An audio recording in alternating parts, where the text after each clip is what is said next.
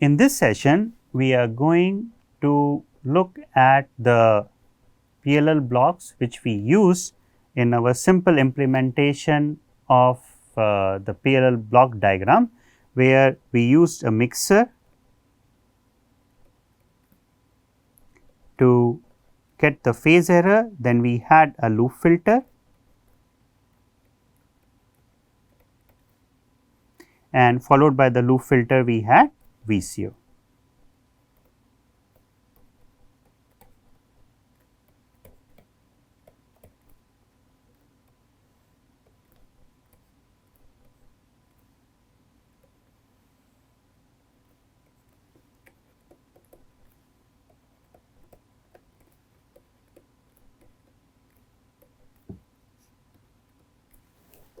Okay. So, first part was the loop was the phase detector, and this is something which we have seen. We will go in more little bit more detail for this phase error detector. So, this part is phase detector. Okay. Our input and output signals are sinusoidal. So, I will just write it here, V in as A in sine of omega in t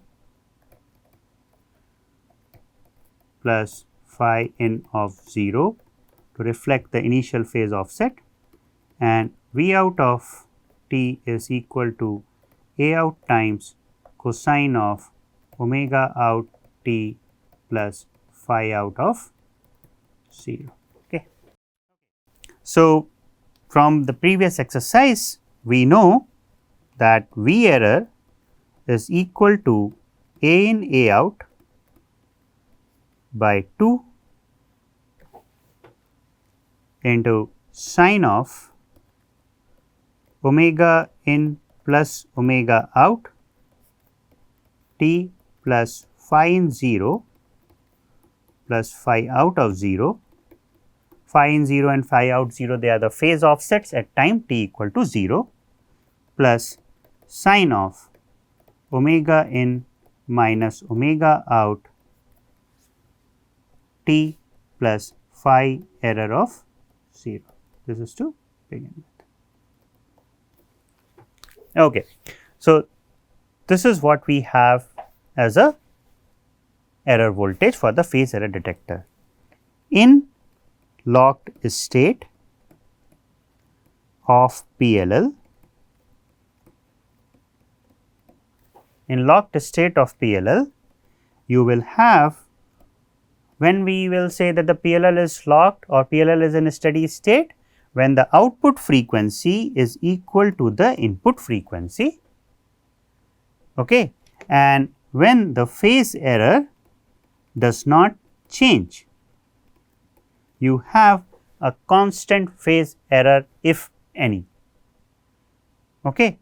So, if that is the case, that the input and output frequencies are same, there is no change in the phase error. In the locked state, the error voltage is A in A out by 2 if the input and output frequencies are same. So, I will just use the term here omega naught, okay. Then you will have sine of 2 omega naught, okay, times t plus some phase offset.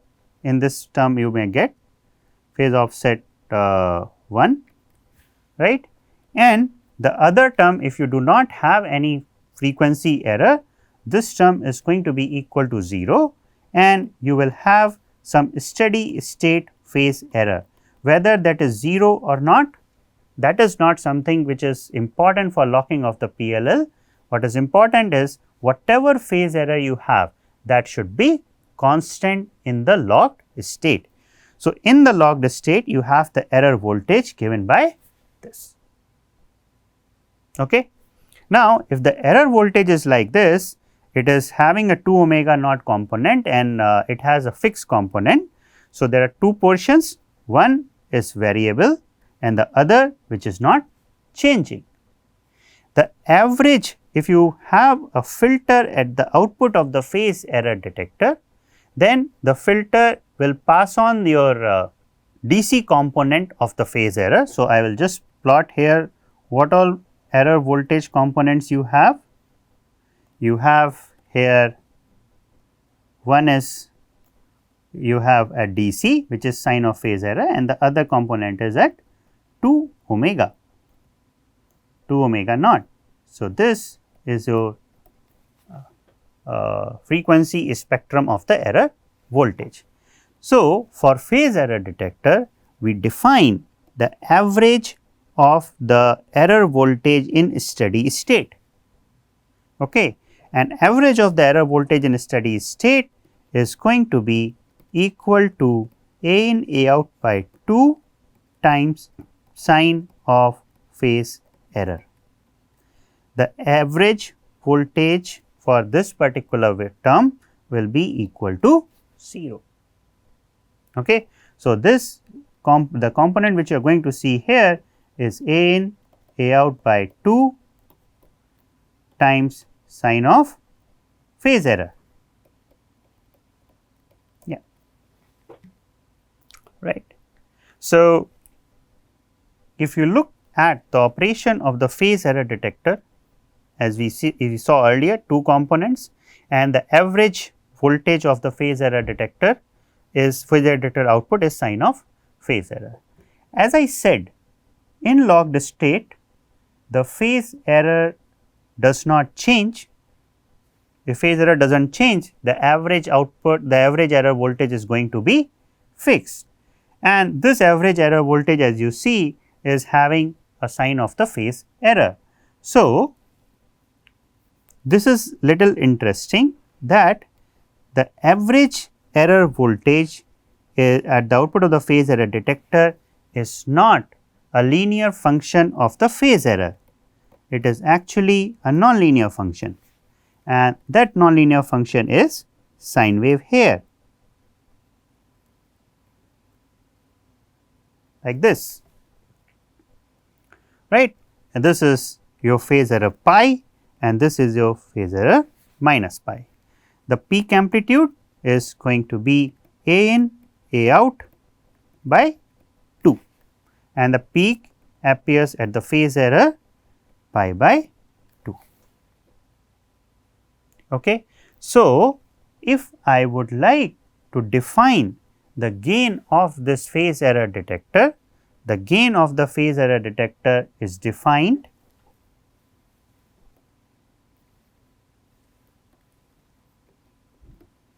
the gain of phase error detector KPD is defined as derivative of your actually not the absolute error voltage, but average error voltage with phase error, and this gain is going to be equal to A in A out by 2 times cosine of phase error. Why this is important? It is important because in case your PLL is locked and you make any change. So, let me just pick up this case that my PLL is locked, and I will use two cases. In one case, the PLL is locked to phase error of 0. Okay. So, if I lock to a phase error 0, I lock to phase error 0, right. At this particular point, if I make any change in the input phase of the PLL, okay, any change in the input phase of the PLL, that means that I am going to change some phase here at the input of the PLL, the gain by which my output is going to change, that gain is going to be close to the value which you have near phase error equal to 0. So, what is that gain for phase error equal to 0? That is equal to A in A out by 2 times 1. Whereas, if my phase error in the locked state happens to be pi by 4 and I make any small change around that phase error of pi by 4 in a steady state, the gain of the phase error detector is different. So, you have A in A out by 2 into cosine of pi by 4, which is actually 1 by root 2. Okay. So, if you think about it, in the same PLL, in locked state, it can have different phase errors, and in the locked state, if you make any change at the in the input phase errors, then what you will see is the gain by which your error voltage is going to change is going to be different. So, it is, since it is not linear, that is why this happens. Whether this will have any consequence on the operation of the loop in a steady state, this is something which we will see later. Okay. Now, for this particular phase error detector, we see how it operates. Another important part here is the case when you have the frequency error. Okay. So, I will just deal with the case with frequency error, PD with frequency error at the input. So, let us say when you start your PLL and you have frequency error at input. Okay. So, in that case your V error is A in A out by 2. Okay. There will be two components as we have seen. We are just considering the case that there is some frequency error. So, I will just write here that omega in is equal to omega naught and omega out to begin with is omega naught minus delta omega. Okay. So, that our expressions simplify. So, you are going to get here as 2 omega naught minus delta omega times t, and you have another term which is delta omega times t. So, you see that you are having two components, one is at 2 omega naught, other is at omega naught, right. So, even when you, let us say you do not have the phase error to begin with, you have only frequency error, we have seen earlier you get a component which is delta, which is proportional to delta omega. So, for a small frequency errors delta omega, right, the error voltage is going to be proportional to that frequency error. This is important when we are considering the loop filter. That is why I brought this up here, that the output of the phase error detector does not have only the phase error, does not have information only about the phase error, but it has information about the frequency error also. So, when we consider the loop filter, which we have seen earlier as a simple RC filter, you can have any kind of filter there, but to begin with we used a simple RC filter. So, this is V error of S and V C of S in our case. The example which we took earlier was this R and C, this is our V error, this is our V C, and the loop filter transfer function in this case is going to be V C of S by V error of S. Here it will be 1 by 1 plus SRC. The bandwidth of this filter omega minus 3 dB is 1 over RC in radians per second. Okay.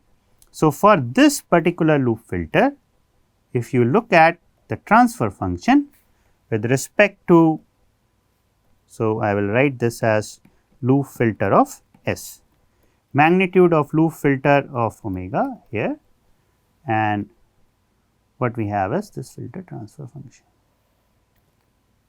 Okay. And we can take this as minus 3 dB bandwidth.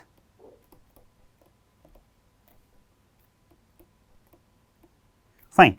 Now, when we considered the phase error detector with only phase error with no frequency error, at that particular time we had a constant term which is DC term. Okay.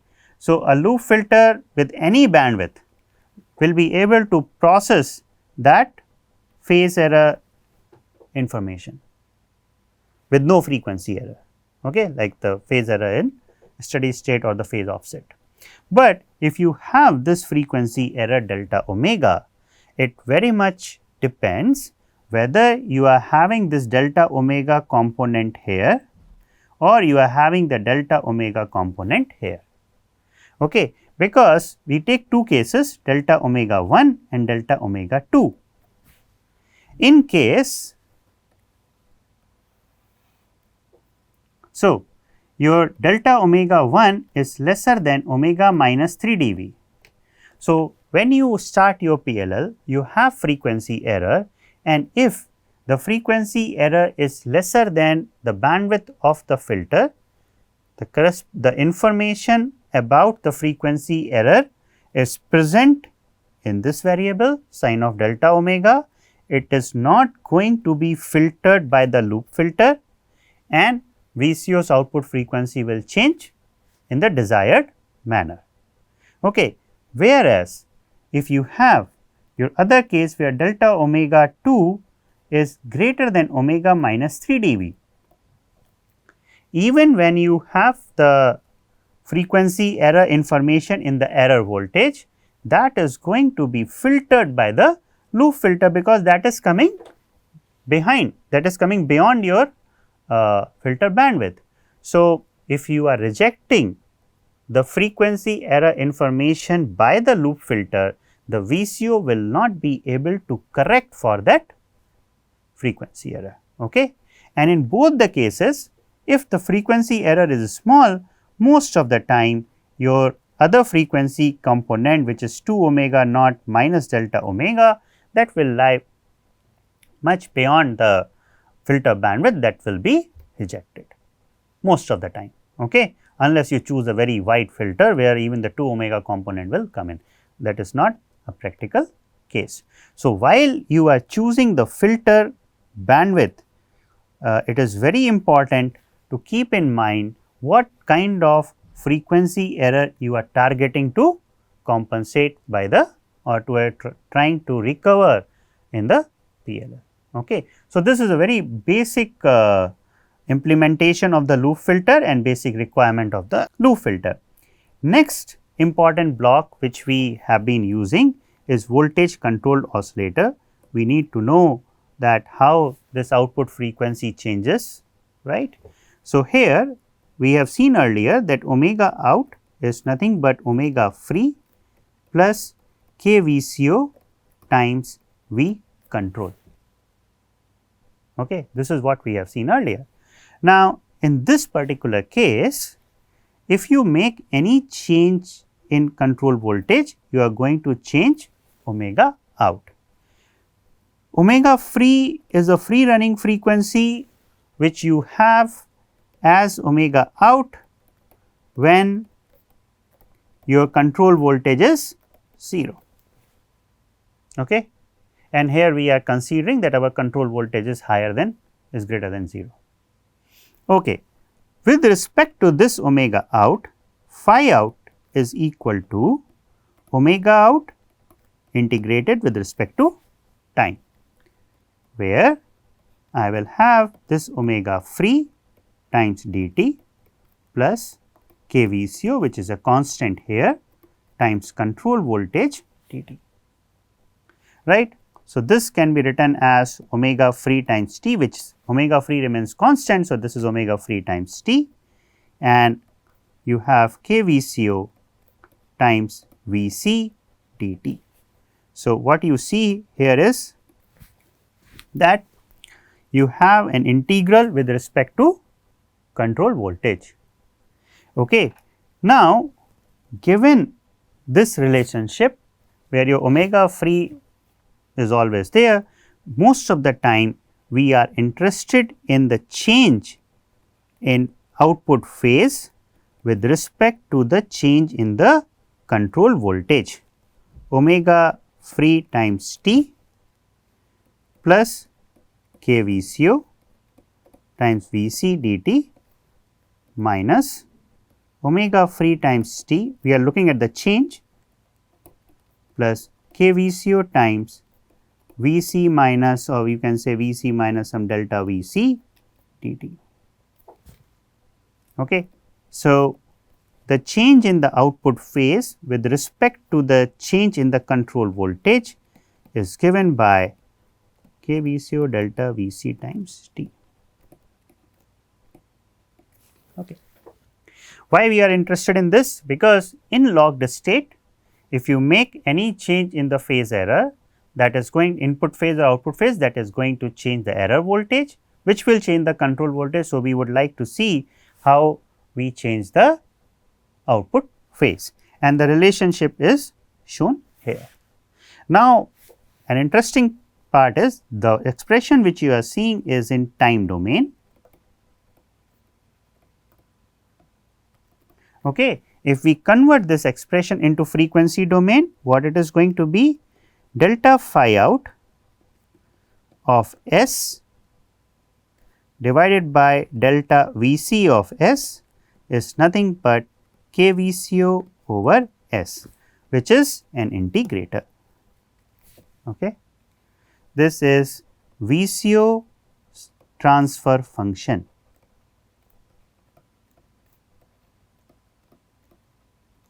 So, interestingly, if you look at it, for the phase error, we found the time domain waveforms, and most of the time we use a single like your KPD is proportional to the phase error, a constant gain. Most of the time that is what we are going to use. That gain may vary depending on the phase error which you have in the locked state. With respect to the loop filter, we have a fixed voltage transfer function, and with respect to the VCO, our transfer function is from the control voltage to output phase. Okay. So, quite often what we do is that we become lazy in writing delta all the time. So, we say phi out of S by Vc of S is k VCO over S. This is the transfer function of the VCO. Well, it may or may not be necessary that these things are mentioned explicitly, but when we are writing the transfer functions for the PLL block, where you see all kind of non-linearities, you have a mixer, you have a voltage to frequency change and so on. Most of the time we are interested only in small changes in the PLL block while writing the transfer functions of the PLL. So, let me just write it down that in actual PLL you have PD, you have loop filter, and you have VCO. Okay. When I write or when I represent all these blocks by their respective gain, what I am interested in is for the small changes in the input and the output. Okay. So, absolute terms phi in, phi out, V error, Vc. Okay. When I define the gain of different blocks, the interesting thing to me is when I change my input phase by delta phi, it is going to change the error voltage by delta V. This will change my control voltage delta Vc. This will change my output phase delta phi out. Okay. So, these are all the small changes in steady state error phase and frequency variables and the voltages. Okay. So, what we normally when we write the gain of all these blocks, what we are analyzing actually is we have phase detector, loop filter and VCO, and the interesting part to us is the following: delta phi in, delta V e, delta V c and delta phi out. Okay. For a small change in the phase error, we have seen for the phase error detector what kind of gain do we have, KPD. So, we will replace, and this is operating on the phase error. So, the small signal block diagram, or you can say the analysis block diagram for the PLL, you have phase error which comes at the output. So, I have delta phi in and delta phi out to be coming from the feedback. This is positive, this is negative, this is delta phi error, and this error gets multiplied by the gain KPD. Okay. It gives you error voltage delta VE. This gets multiplied by the loop filter transfer function. By the way, the loop filter is passive here with R and C. It does not change whether the input is small or large. You have delta VC here, and then you have VCO, whose transfer function we found is K VCO by S. Okay.